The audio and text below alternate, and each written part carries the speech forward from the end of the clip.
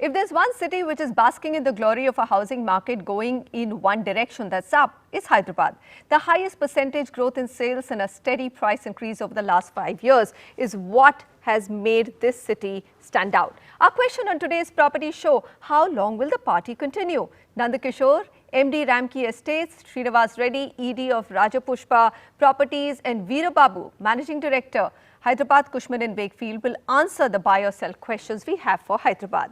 Also on our property explainer, the hotly debated loading factor in real estate, which is the most confusing one for home buyers to understand. Jayashree Naveen Chandra from ZS Law will tell us how can you calculate the load and why two flats both at 50,000 rupees per square feet are not a straightforward comparison. All right, on to Hyderabad first. We've actually got the two amongst the top 5 developers, 2 of them. So, Mr. Nandakishore, I'm going to first come to you. Hyderabad had a lot of catching up to do after the political tussle between Telangana and Andhra Pradesh was settled. And I'm seeing that both in the prices and the demand for homes. But do you think that this is this rate of growth is now going to be moderated? I think first of all, we have to understand that there was a lull in the Hyderabad residential market for close to 8 to 9 years, starting from 2009 onwards till 2018. And it's only from 2018 that we have seen a lot of traction in the residential. So this is there was a lot of catch up to do, as you rightly pointed out. That is number one. The second part, what was also fueling the demand, is that during the COVID time and post-COVID, what has happened is people have woken up to the fact that they need to improve their quality of living, and which is why they are looking at gated communities. They are looking at better quality of housing, and that is another factor which is propelling the demand. We are also seeing another segment of demand, which is the upgrading of the residences from smaller units to larger units. This is the third thing. Apart from this, I think there is a fundamental belief in the Hyderabad story, which is what is driving the entire growth. And if everyone believes Hyderabad has got it going for itself in terms of the infrastructure, in terms of the employment generation, in terms of political stability, and all the other associated, I would say, strong points of Hyderabad. These are some of the reasons which are pushing the demand. Now, the question whether will it sustain, I think even today, the prices in Hyderabad are relatively lesser than many of the tier 2 towns across the country.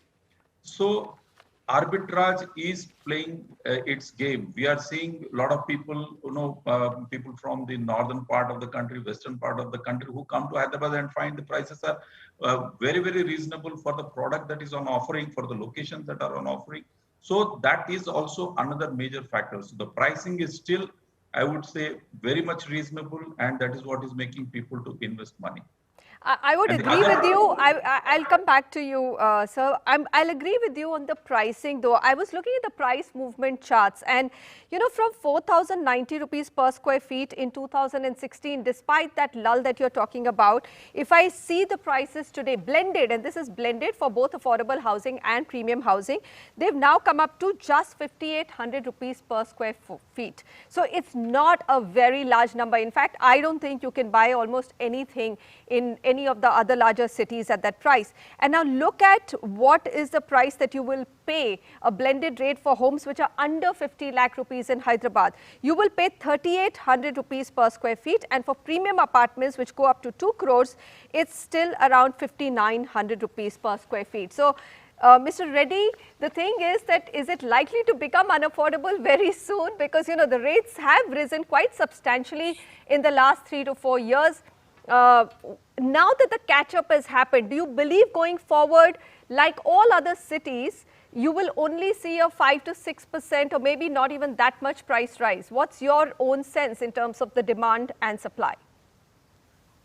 Based on the demand and supply, Manisha, I think we are still in a very good area for the next 2 to 3 years, I feel, in Hyderabad. Comparing the prices, what we have in Hyderabad to compare with Bangalore and Chennai, we are at least 20% less than them.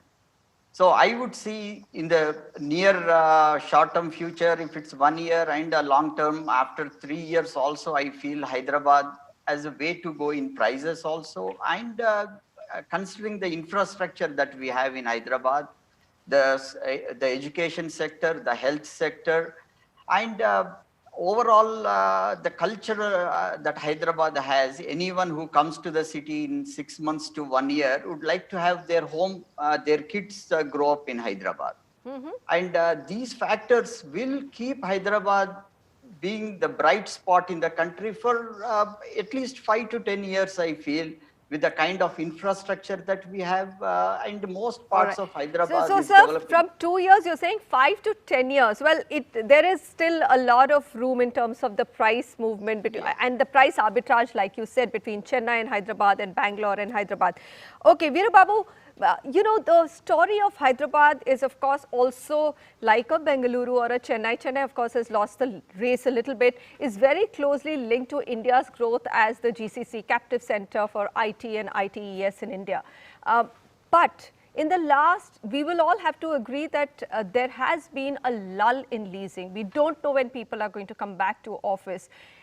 Especially the IT companies are not giving us any clear-cut answers. Do you believe that that could be a dampener, or you don't think so?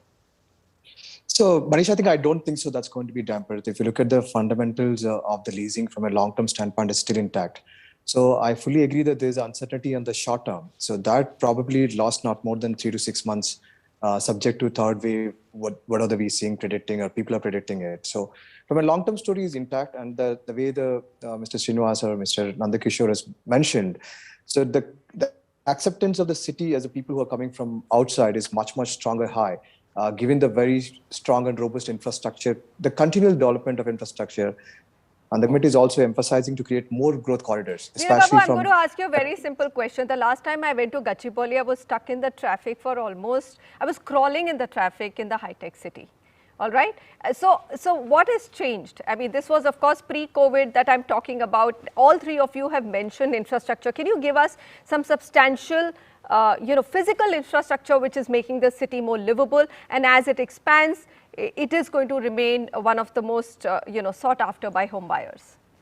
So to adapt the first point is that SRDP is the plan which government was initiated a couple of years back, and they use this pandemic and able to complete a lot of link roads, which is congesting to especially Madhapur and Gachibowli southwestern corridor. They completed a couple of flyovers.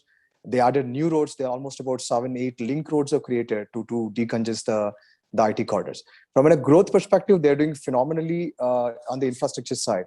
So again, they're doing airport expansion also, they're doing it. And there's another important point for Hyderabad is that outer ring road, where it's just anybody who's on the stretch will be able to exit and go around the city to other parts of the town much faster than any other city. I think that's the best advantage, especially for the IT corridors largely concentrated in the southwestern part of the city.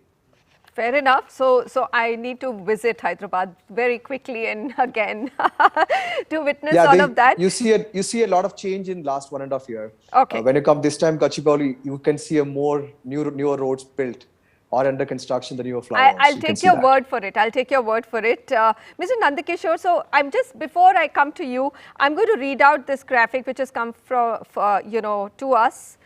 From Lysis for us. Now, everyone is upgrading. So, I'm going to first actually read out the 75 lakh to 2 crore, the 3 BHKs and the slightly premium localities, which are the ones which have seen the fastest sales. So, there's Kokapet, which is over 1,000 units, which have been sold. Gachibowli, of course, we keep talking about it. That is the high-tech city that we speak of. Kondapur, Kukatpalli and Miapur. Now, under 50 lakhs, which is the affordable segment, your top 5 selling are Kompally, there's Bachupalli, there's Pantacheru, Kukatpalli and Rajendra Nagar. So, these are some of the top selling markets. Mr. Nandakishore, where would so I know that even today Gachibowli is very sought after. There's Kokapet, which is selling very heavily. But are there any spots or micro markets that you would pick out as the future growth corridors? I think the eastern corridor, which is the Uppal Gatkesar belt, that is going to be one of the hotspots going forward, both in terms of pricing and also there are some of the top developers are moving into that location. And we are also seeing some good traction in and around the airport area, which again is becoming a hot destination, particularly for villas, and of late many apartment projects have started coming up there. So these are the two areas. And we are also looking at the belt from airport to Medipatnam, which covers the earlier industrial area of Gaganpad and those locations. And of course, there are places like LB Nagar and beyond also, which are again good spots where we can see some traction and good growth. So Hyderabad is now, I can see there is a slight shift from the west towards other parts of the city also. And that I think augurs well for the city as well.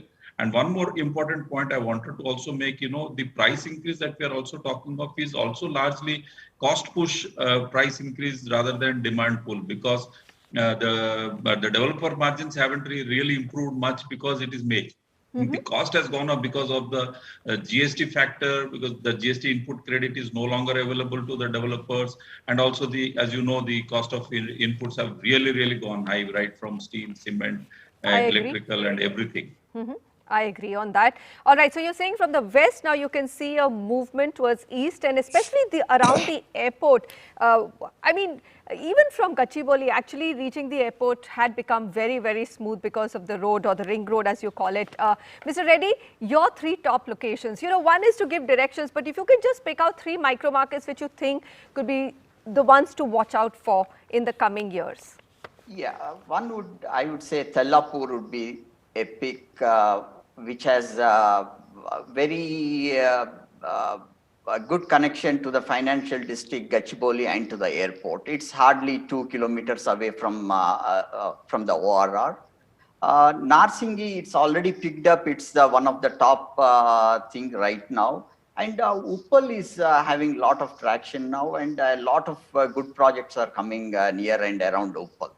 These three places I would take any of these three places. All right, Veerababu, your picks. Give me micro market names. Those are easier then for our audience to understand. So just I think as mentioned, the eastern side, especially the Uppal, because of TOD, the metro connectivity to the IT corridor is picking up. It gives a lot of cost advantage for the people who want to focus. I think might definitely bet somebody looking at really a reasonable cost, it can be Uppal. Somebody of close to walk to work or to be a closer proximity to what's happening are in a premium segment. That's, as mentioned, Gachibowli, Narsinghi and Kokapet, those are the pockets which can look at that way.